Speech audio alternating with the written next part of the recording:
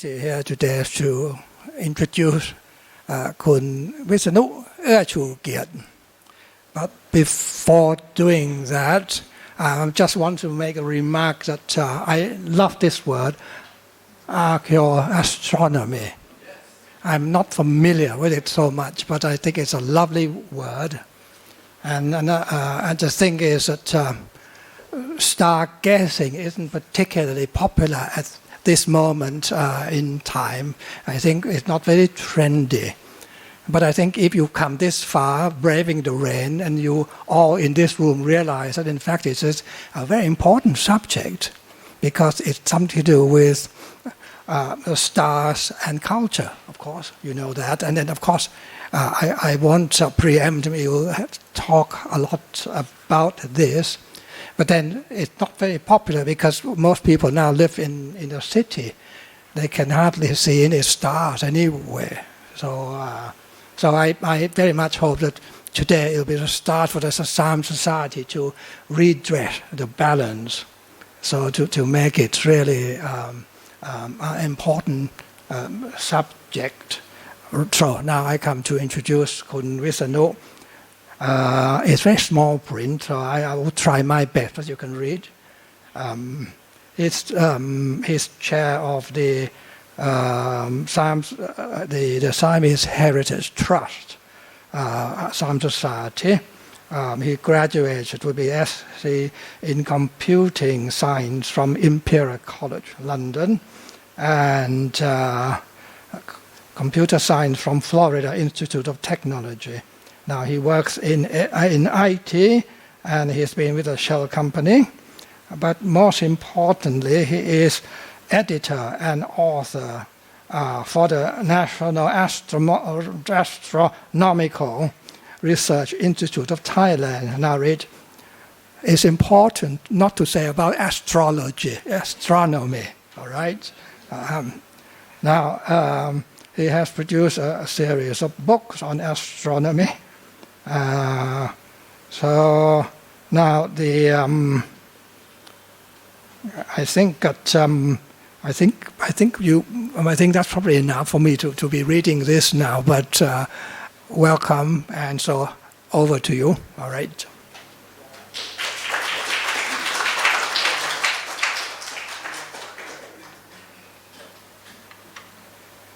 Okay. Good evening, audience, friends, everyone.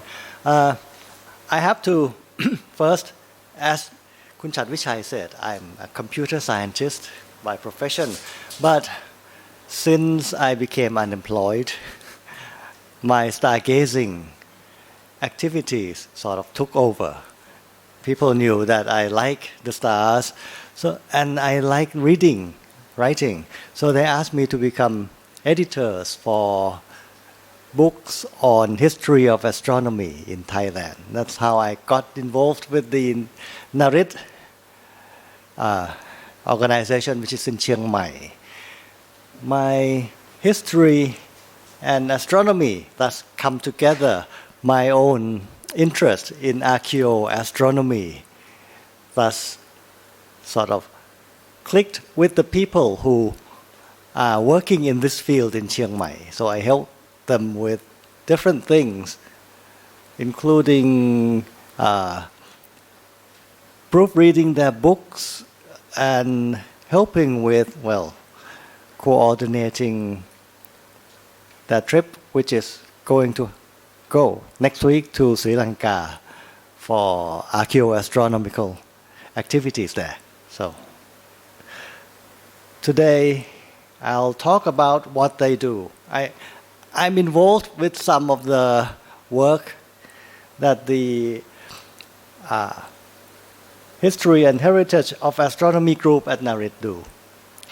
So this is my sort of introduction to archaeoastronomy. It's about learning how ancient people used their knowledge of stars and sky in their culture. Mostly in buildings and structures and paths. It involves many disciplines. You have to know astronomy. You can benefit from knowledge of archaeology, anthropology. You should know history and statistics. The last one you see why we use statistics later.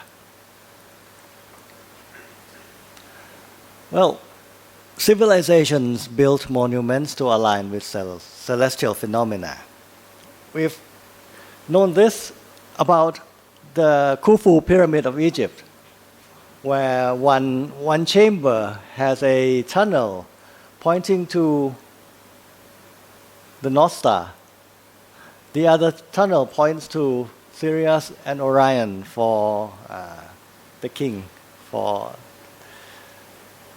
the strongman of the culture. The next one is Stonehenge. This one is oriented to the sun and the moon, not the stars. But so you see, ancient structures are built to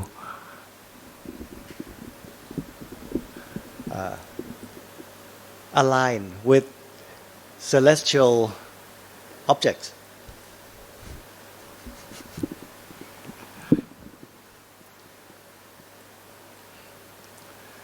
And it's my own question, why are monuments in Thailand built with random alignments? I thought they were built randomly. I didn't know. Well, until now. But here's what I found. Different alignments for different places. Wat Phra Sri Ratana Maha Thát Chalieng, this is east-west oriented. Wat Suthep in Bangkok, I'm not sure. It's not quite north. It aligns most with the giant swing. We don't really know why it's like that. Prasat Phanomrung and Phra Pathom Jedi. Oh, sorry. It's not east, but why is it like that? Phra Pathom Jedi actually is aligned the same way. Why? Or Wat That Thong. It's aligned to the BTS station.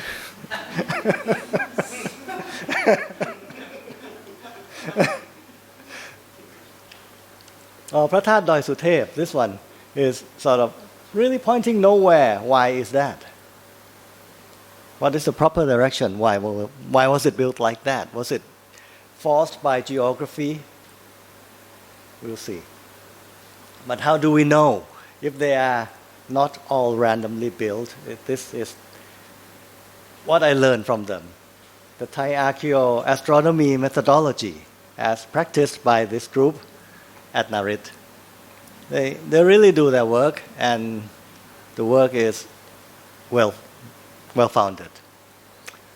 What they do is they do documentary investigation first, then they do precise azimuth measurements at the site, and they match the alignment with ancient sky.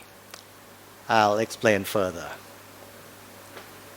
Ancient structure alignment means aligned to the sun, either east-west or to some phenomena like summer or winter solstice or vernal or autumnal equinox.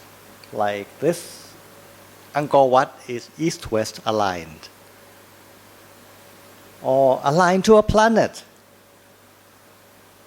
This observatory in Karakol, Belize, is aligned to Venus. The staircase here is aligned to the northernmost rising of Venus each year, or rather each cycle of the planet. Aligned to a star or asterism. That's usually what we see in Thailand. Or aligned to a geographical feature, a river, a road, a BTS station. And when we say documentary investigation, We look for dates. We look for what king was reigning in the inscription or manuscripts. We look for aesthetics or architectural style, the art style of the place. We look at the history of the place or archaeology of the place if we don't have any written records. Vernacular astronomy is important because different places look at stars differently. In Thailand, we don't use the Western constellations. We use Indian constellations, nakshatras. In Lana, they have their own local asterisms as well, and we need to know that. Legends and local customs also are in play when we research. Inscriptions often give dates and star position, like the date here says 1279 Chakra era is the same as 1357 CE. It says Friday, it says what asterism nakshatra was seen on that date. So this is a kind of inscription that we check for. Dates can be misread, like this one. People thought it was Jula Sakkarat, a different era, but actually it was not. It was Maha Sakkarat, Shaka era, and these eras are different by hundreds of years, so you can misread history. But you can check by these asterisms. You can see on this date, you can see this star. If you are in the wrong year, you won't see the star. Ancient chronicles also give dates. Or if there is no documentary source, like in Suthep really has no written inscriptions about this place at all. So we just have to look at the buildings.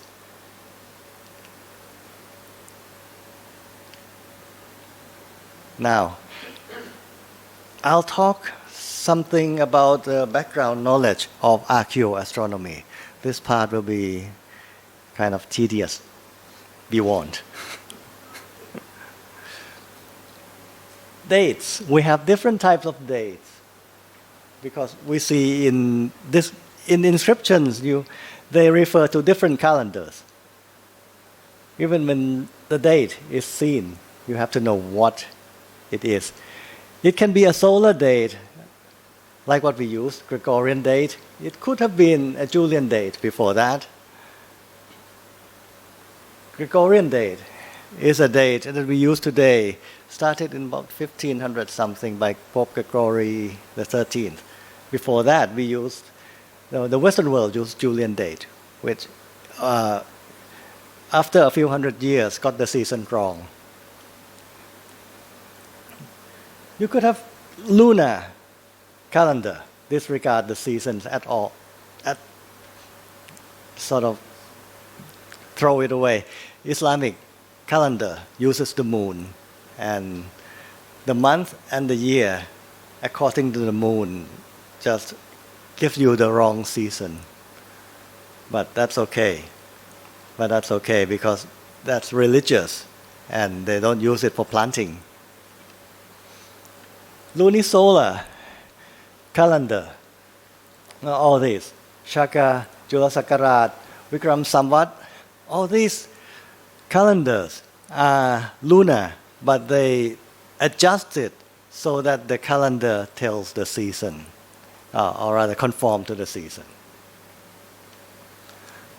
A lunisolar calendar, I say a lunar with a twist because it cannot, a lunar alone is shorter than a year. Intercalary days make lunar year as long as normal year. And major calendars nowadays include these two. This is a Burmese calendar, this is a Thai calendar. And Shaka era is a historic. Nowadays it is a solar calendar because it's been made national calendar by India.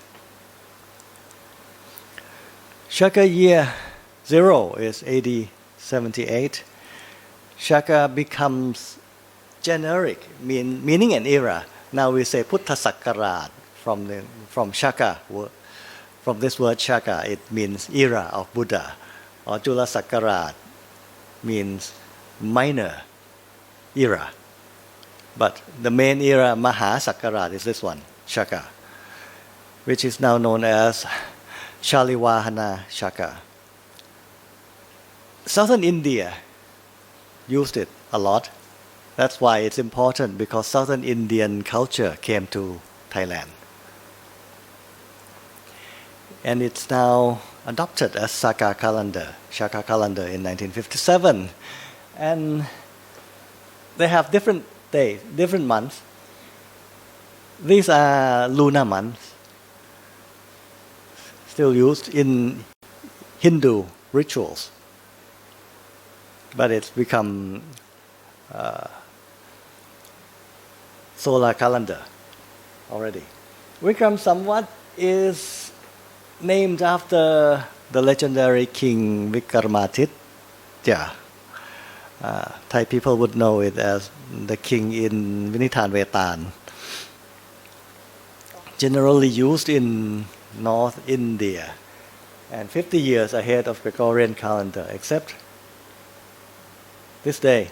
Before, well, why January to April? Of course, it's the spring equinox day. They start on spring equinox, so that's why. Early Buddhist communities used it, so it might be used. Well, it has been found that some dates here from Vikram Samvat is used in Thailand also. Well, was used in Haripunchai, I think.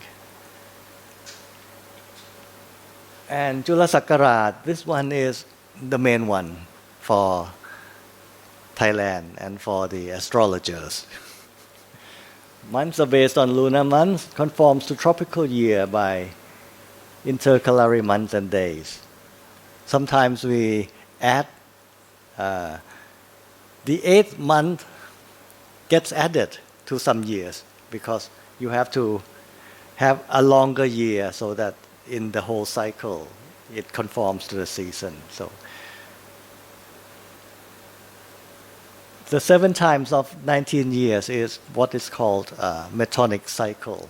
We'll keep it that.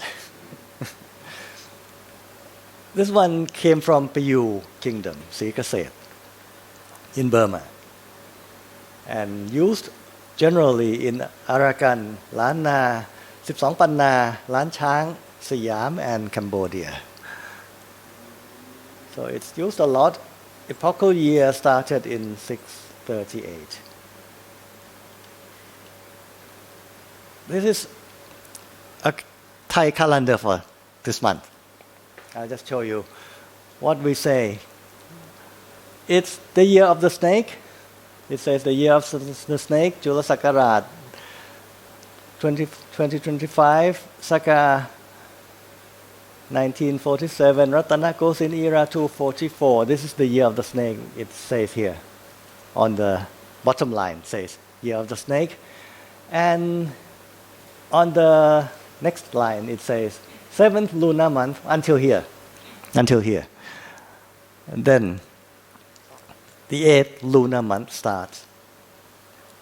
We count the new month in lunar calendar here when the moon starts waxing. So when you have the new moon there, the next day is the new month. What else? Year of the snake again. No, that's it. And the next concept is ecliptic. This is the path that the sun takes the whole year round. Actually, the Earth orbits the sun, but from the point of view of us on Earth, you see the sun going around the sky and going through each constellation. This is what the Earth does. This is what the Earth sees. So in March, let's see. Sorry. We'll see. We have a diagram later. Nakshatra asterisms of the moon. We divide the sky, the ecliptic path. The moon also takes the ecliptic into 27 parts. So 27 nakshatras.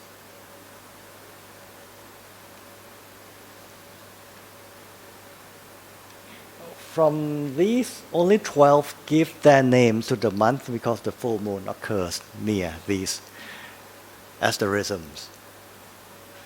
That's what we see, the 12 months of the Hindu national calendar. You have 12 months with names from these 27. Now, zodiac sign, you can't see anything. Sorry, okay, better. This is what the sun does, travels through the sky for the whole year. It travels through different constellations. Below are the names of the month according to the constellation. Kanya means Virgo. The sun is in Virgo here. Or Mithuna, the sun is in the twins here. Now, superimposing that with the 27 nakshatras, you see that the nakshatras are just different places in the zodiac. We start at the here? No. Here. Here, that's when the sun is here, it's spring equinox and also the first asterism. Number one. Where is number one? Number one is here. Sorry, number one is here. 1, 2, 3, 4. The sun is more sort of level, while the moon sort of goes up and down a little bit. But these are the asterisms of the moon.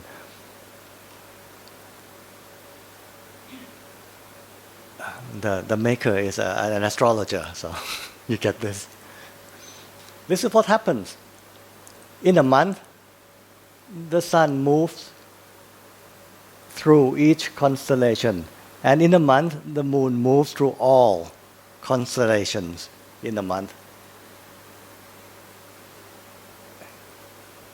That's where, and that's how we get the name of the month and the name of each asterism that the moon goes through. Let's see. From Earth, you see the sun. If the sun just disappears, you see these constellations on the month. Say, August, September, October, November. That's ecliptic. The next idea is a treatise called Vastu Shastra. This one is important because it's like feng shui of India.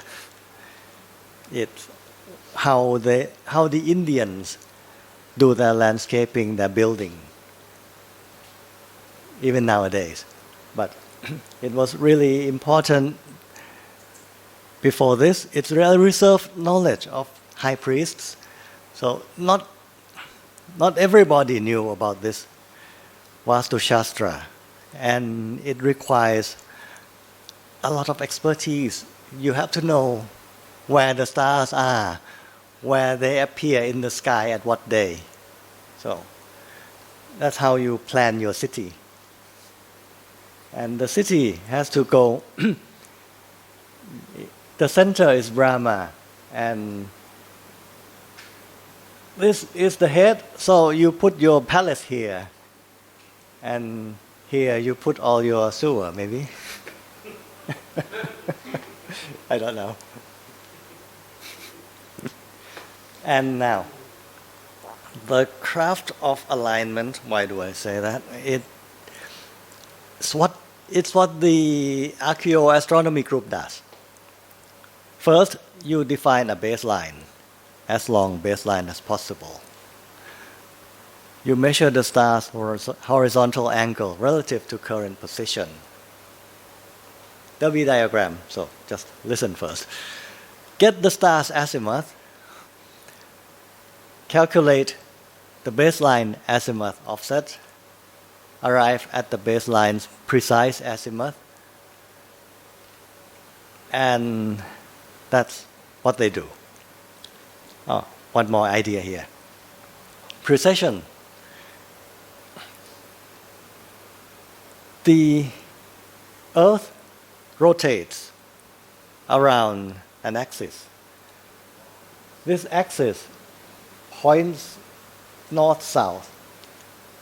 The north side now points to a star called Polaris, but it's not always like that because it wobbles. This axis doesn't stay in place, it wobbles. And when it does that, it goes around every, nearly 26,000 years, each round.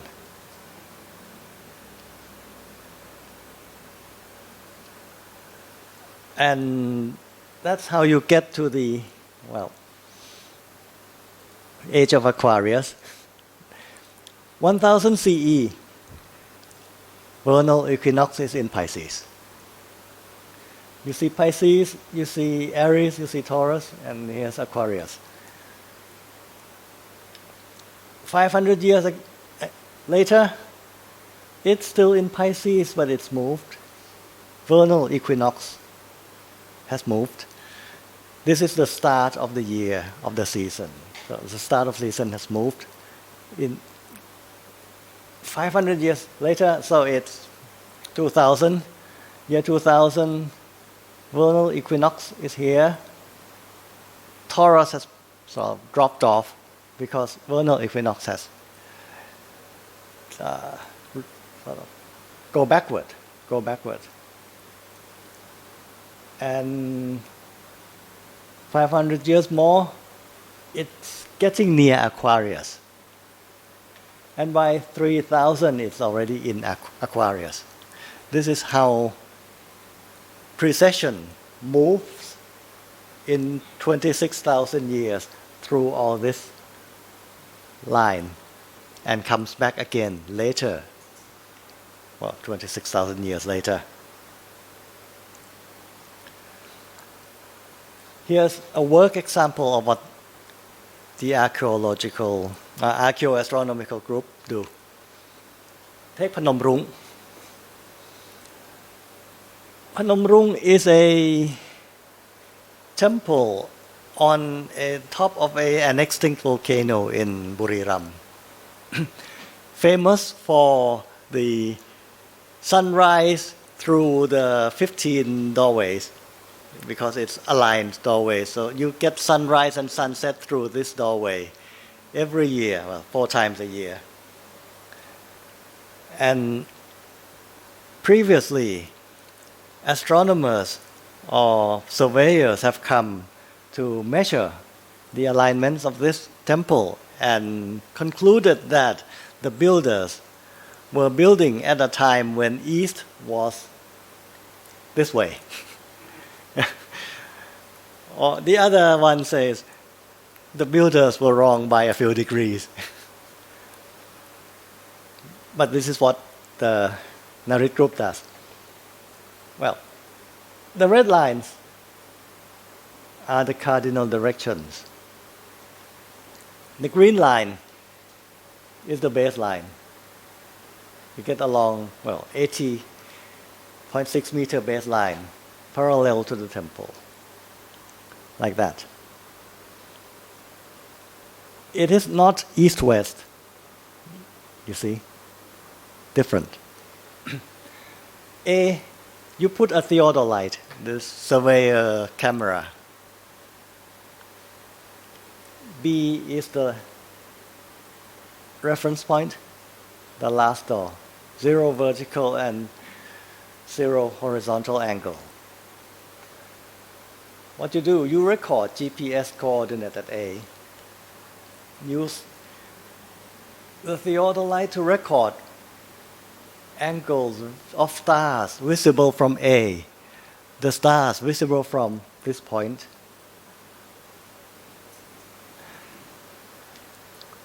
Each star's multiple measurements, they do it 5 times each. I used to calculate an offset. The difference between values from A and the stellarium, then the difference, the offset from the north gives the temple's direction. This is what they do. They measure 5, don't read it. But this is what they do. They do statistical analysis, least square method, and then they arrive at different offsets, and then they average the offsets. And then what do they do? Because of this precession, the north moves and the celestial coordinates move. The constellations look the same, but your measurements are sort of shift by little each century. Lucky that we have a program called Stellarium that takes precession into account. So we use this program to go back in time. And what kind of alignments are we looking for? You could look for solstice or equinox, sunrise or sunset at different times, or the moon. Well, the moon itself does not usually make directions, but the moon with asterisms does. We see the moon at different times with different asterisms. Possible alignment with the stars include heliacal rising and setting. Heliacal rising means you see it for the first time in the morning after you haven't seen it for a few months, and suddenly you see it. Heliacal setting, first visible evening setting. You've seen it for a few nights, but this is the time when it sets in the evening. Cosmical setting, the first visible morning setting. And achronical rising, the first visible evening rising. These are what we can look for in the stars, in alignments. And then we combine data, history, legends, archaeological histories, festivals, and religions. We look for Vastu Sastra matching. Why is the doorway that way? Why is the library that way? Or why is the palace that way? Results from Phanomrung theodolite observation azimuth is 84.6 degrees, plus or minus 1. That Spica was more significant of the star. Spica is in Virgo. It's more significant as a mark of New Year than equinox sun. And on that day, on this number, sunrise on this azimuth would occur on this date, which was too late for the temple's building construction. So they concluded that It was not the sun that the Phanomrung was aligned to. It was Spica, visible cosmical setting, first morning setting, that appeared on this angle around 9:30 CE. It matched the date of the temple building. So why 86 becomes that? It's the other way. 86 is to the east, to the west it's 264. So they were matching the setting of Spica. And you see, this is the front of the temple. So the temple was facing west to the setting of Spica.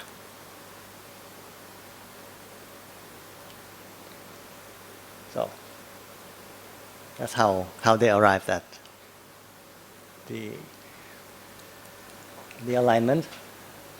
Phanomrung, go that way.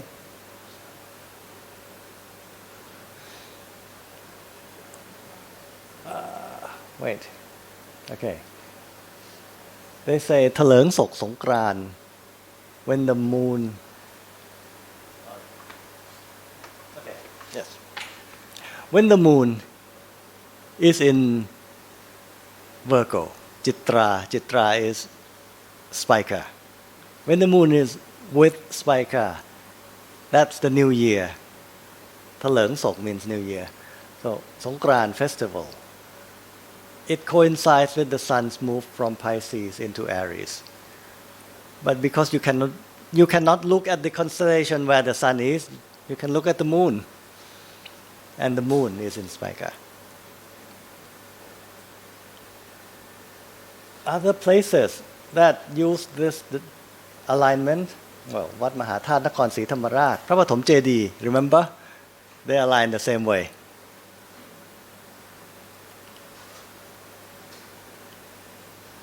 This shows the date. Spica rises or sets on this date, which coincides with the date of the Khmer Empire, the building of a Phanomrung, better than, well, it matches better than the sun. That's Phimai, which comes later. Now, that's the work example. Now I talk about what they have found.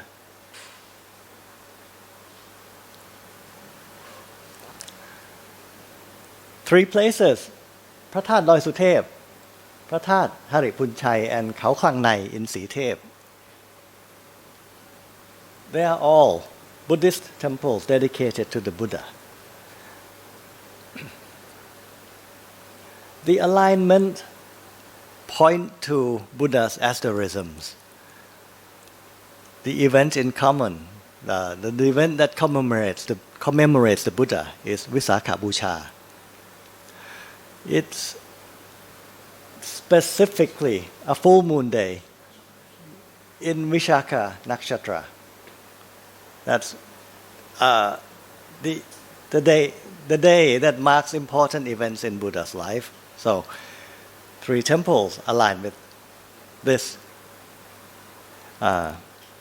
asterism, but they are aligned with different asterisms because although they mark Visakha Busha, they use different asterisms to mark Visakha Busha. The top one is Corona Borealis, the Lana in Chiang Mai. The Lana people in Chiang Mai use this star to mark Visakha Busha. So when the moon is here, they say that's the date for Visakha Busha, and that's what they align Phrat That Doi Suthep with. This. The middle one is the head of the Scorpio. The Mon people call it the peacock asterism. Haripunchai aligns Visakha Busha with this asterism. The bottom is actually the scale. Libra.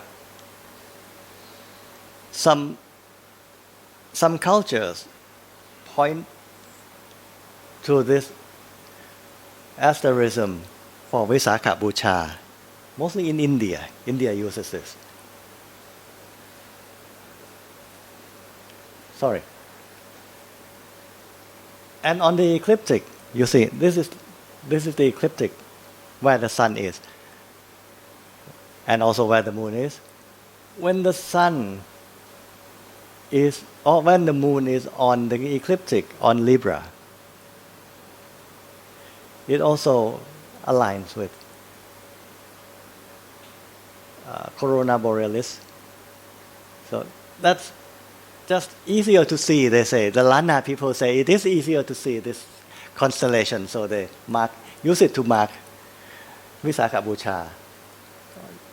This is the head of the scorpion. So, Prasat Doi Suthep, they use, different groups, Corona Borealis, Scorpio and Libra match differently. So, that's what the heritage group found.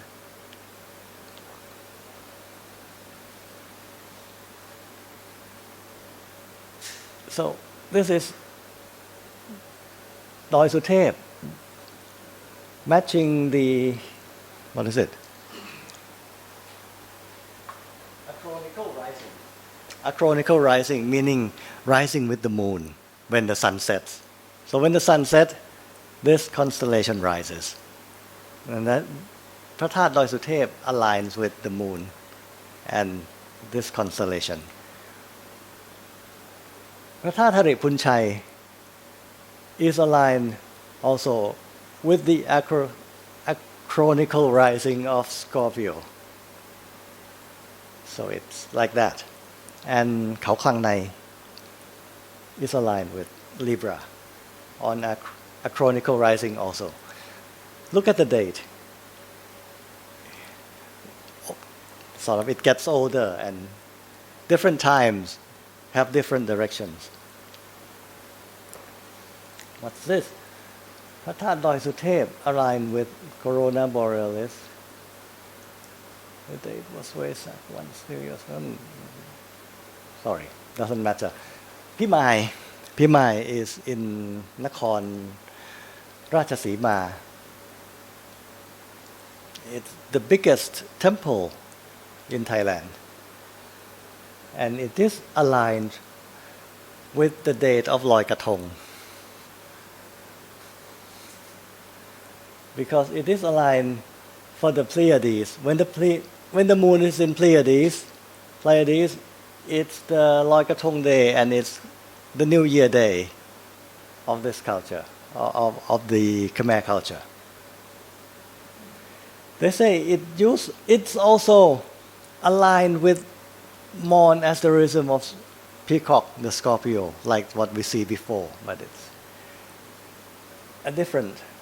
They say they hypothesize that it used to be Mon sanctuary before becoming Khmer.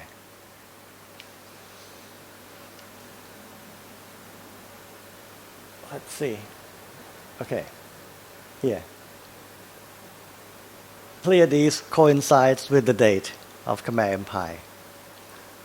That's how they arrive at this conclusion. And they say Agni, the god of fire, rules the southeast direction and Kritika Nakshatra. So they celebrate with lights and sound and fire for the fire god.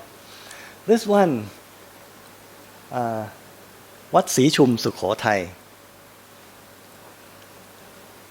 The baseline just goes through this, the famous Buddha at Wat Sĩ Chum.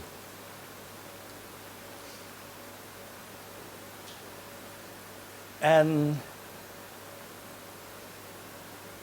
this alignment aligns with a chronicle rising of a star called Swallow Sin in Delphinus. It's the Nishta Nakshatra. Why is it aligned to this? Usually, buildings aligned to the Nishta commemorates the coronation of the Buddha. So the researchers think that Wat Si Chum was not really the center of Sukhothai, or was not an important royal temple. Because of this alignment, it is more like a stupa for keeping the Buddha's relics. We don't know. This is the conjecture. And now, why do we go to Indonesia? Indonesia was the first international investigation that we did.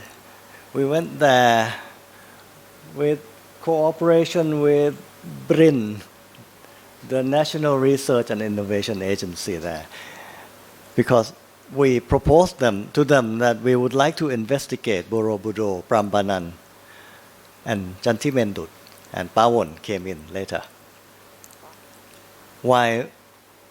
They are curious with the work that people do in Thailand, so they are happy that we go over and investigate. I'll just show about Mendut.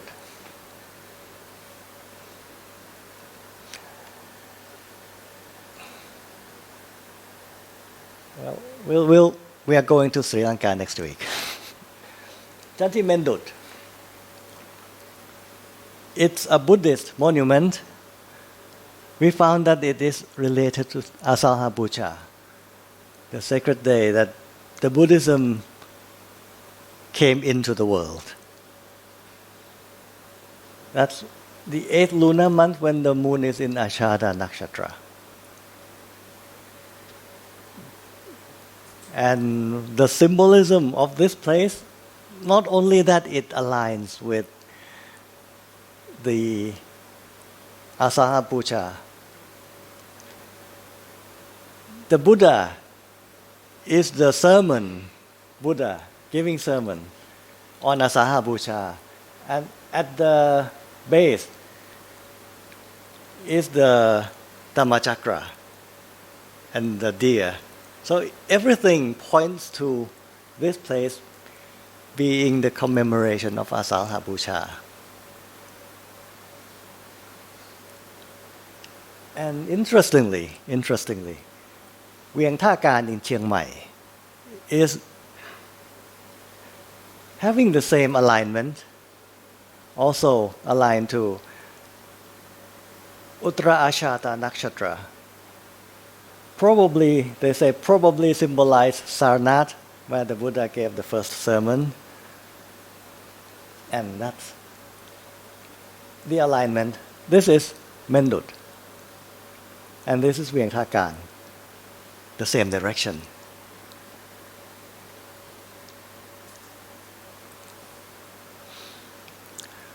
Well, Indian cultures permeate Southeast Asia, so that's why we see a lot of temples that have been built with Indian influence and alignments.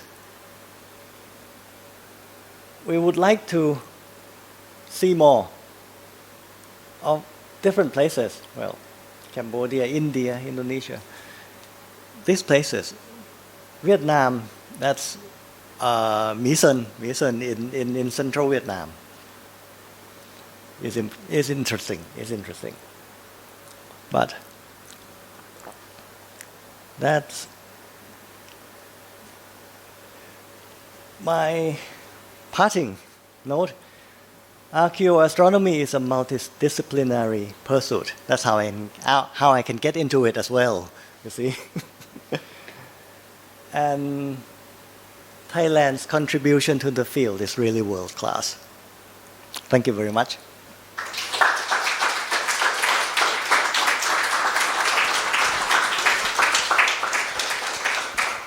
Any question is welcome.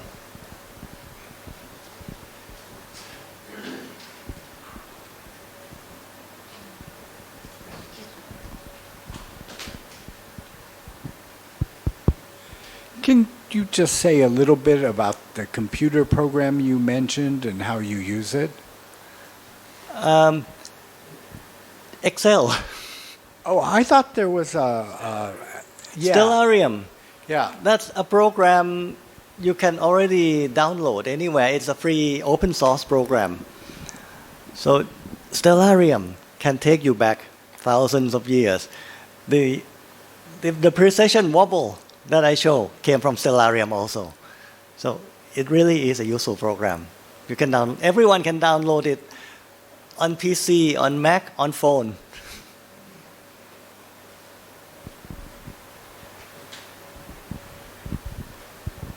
Thank you very much. I think this is like one of the most exciting discipline that emerged recently.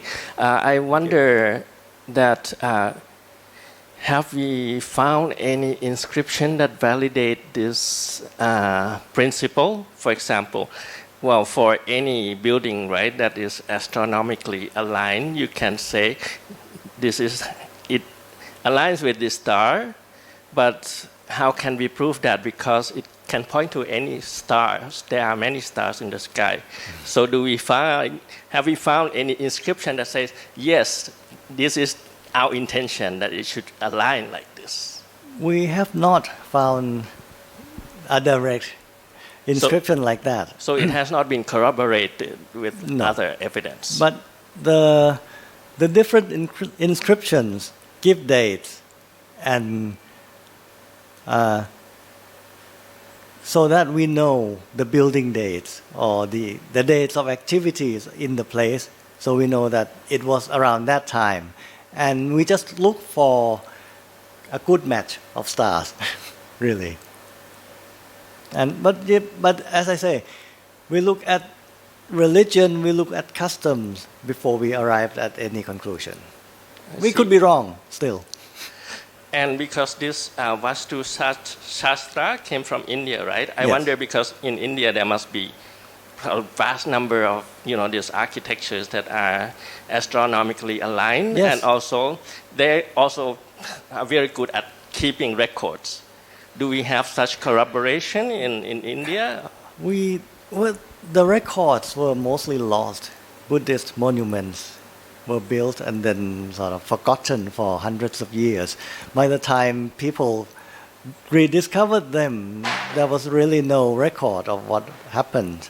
But later scholars also looked at the alignments of different Buddhist monuments in India and found that they really are the same.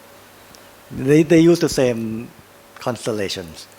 But we would like to go there to check, like what we will do next week. Yes, and I hope you do the same in India as well, because the astronomy in India was like very, very advanced. Yes. At the same time as the European astronomy in the 14th, 15th century. So Yes, I think maybe there's a lot to be discovered there as well. Thank you very much. Thank you very much.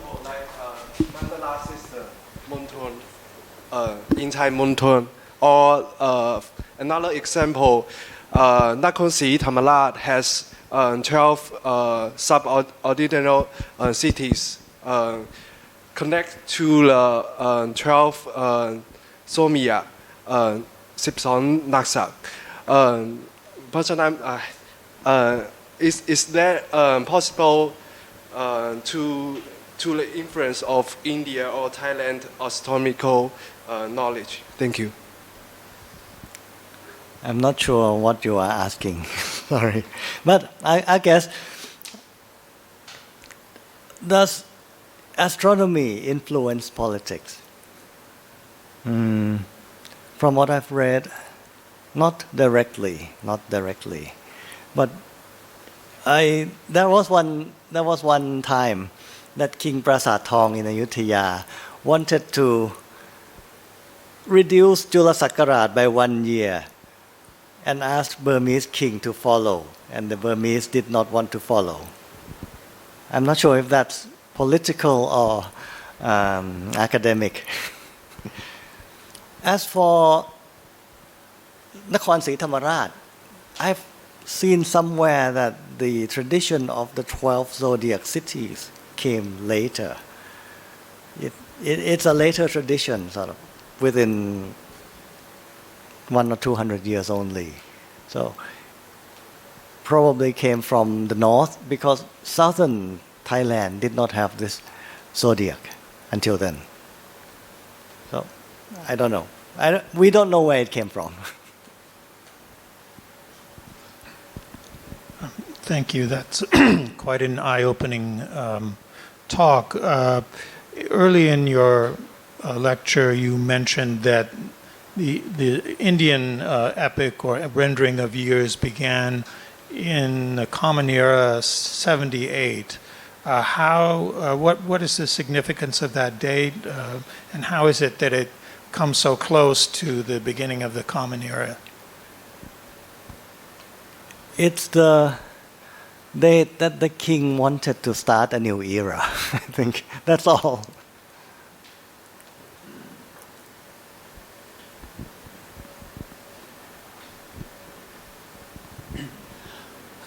It's often believed that the kings were aligning monuments in order to create some kind of harmony between the terrestrial world and the universe. But within that context, I can't understand why they are choosing to align to these particular asterisms. It seems to be departing completely from that concept. Because the examples I gave are all religious monuments. There are places in Ayutthaya where the king built monuments or temples aligned to his stars. Yes, they do. We found it in Ayutthaya. Kings align their monuments to what do you call it? The Arcturus, to Arcturus, a bright star near the North Star. So they do, and we find that too. In the West, an Athenian codified the Metonic cycle. I'm wondering, in these traditions, was there an explicit codification of it, I suppose maybe in India? And if so, when and by whom? I don't know enough to answer that question, but yes, they do found it also in India. But I cannot tell you more, sorry.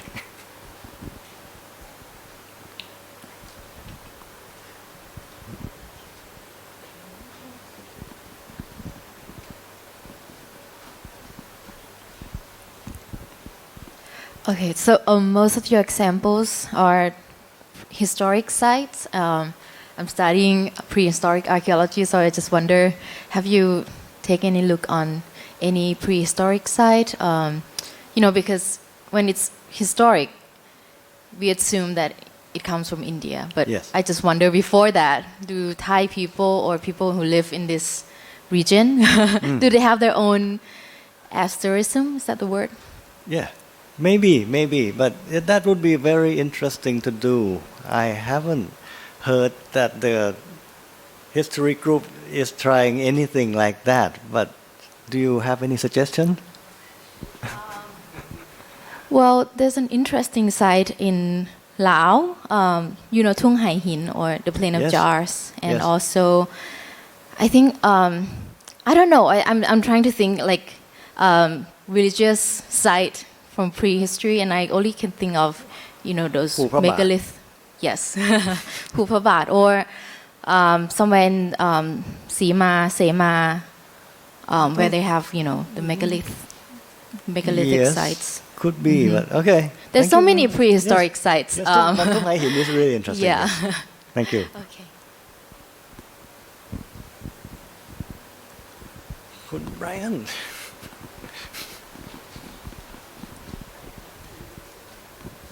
This is perhaps not a very well-informed question, but again, early in your talk, you noted that the calendar for Islamic holidays follows the lunar calendar, and that it's not aligned to seasons. How is it then that Ramadan always seems to come sort of doesn't it normally come within the first 4 months of the year? It moves all the way through the year. No, what's the how is it that, does Ramadan come normally at a similar time of the year each year? I'm not sure. I don't think so, but I'm not sure. No, any time in the year. Okay. Whoa.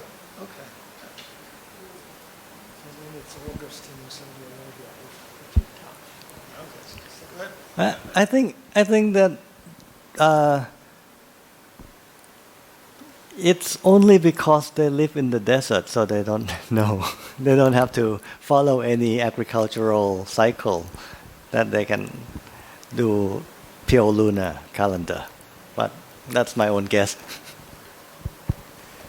Brian's question suggested one to me, which is even the lunar-solar calendars aren't, they're a little off every year to the seasons because you have an intercalary month every 3 or 4 years, whatever it is. So I think in most cultures there was also a parallel agricultural calendar, right? It wouldn't be as disjointed as in the Islamic world. It would be pretty close to the civil, religious, formal calendar. And do you know anything about those? I'm not sure because all the things that I look at are mostly lunisolar and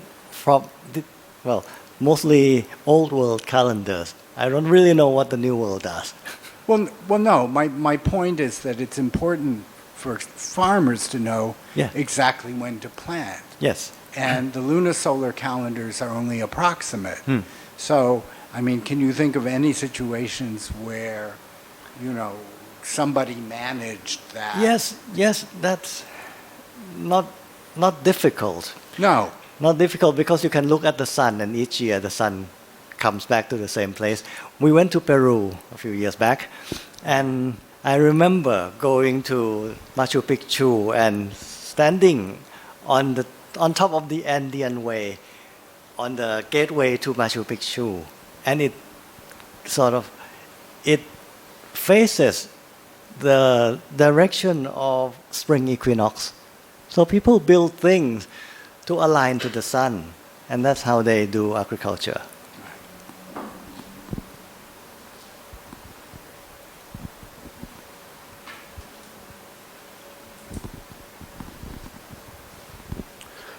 I would like to know if there aren't alignments which are purely based on topographical features and not on astronomical features. I have heard, for example, about the so-called cosmological alignment in Yogyakarta and the alignment between Borobudur, Candi Mendut and Candi Pawon. Yes. So there are plenty of temples or monuments built aligned to topographical features, rivers, canals, roads. But the Yogyakarta axis is very interesting. We haven't investigated that yet. We would like to, but We don't know what it's aligned to, but we would like to know. Well, this isn't a question, but I find this fascinating because it looks like an additional dimension in looking at ancient monuments.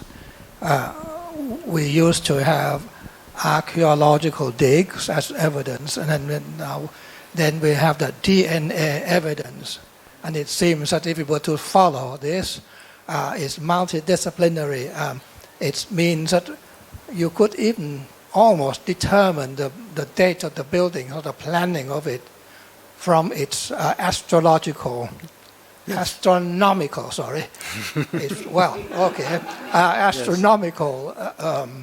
background. I mean, it's fascinating that is it really going to be that early? The Khao Klang Nai seems to be so very early. Sounds like 4th century, something like that. It could be the first, alignment of the building, or even the Phanomrung. What was it? It seems very early, 9th century or 7th century. But then when you have the Indonesian example, the sermon, but that's lovely because now you see the evidence of the actual sculpture of the Diang. And then now you have the alignment. I think that's a lovely additional, evidence or cultural evidence, which it seems to me is another way of looking at things. And as you indicated, it could even trace the planning of it. And I think it's tough to follow up. And I understand that, in fact, the Sam Society will start to get people out of the room and go into the dark. Is that right? Yes. That's a different activity, not archaeoastronomy. But this is stargazing. I would like to take people to stargaze. Okay. So I think we should get out sometime. Not in the rain so much, but yeah. Any other fascinating question? I think it's a fascinating subject. I think, don't you think? I think so, yeah. ขอบคุณครับ Any more questions? No? No? All right. Okay. All right. So thank you very much indeed, and so we appreciate that lecture. So this is all.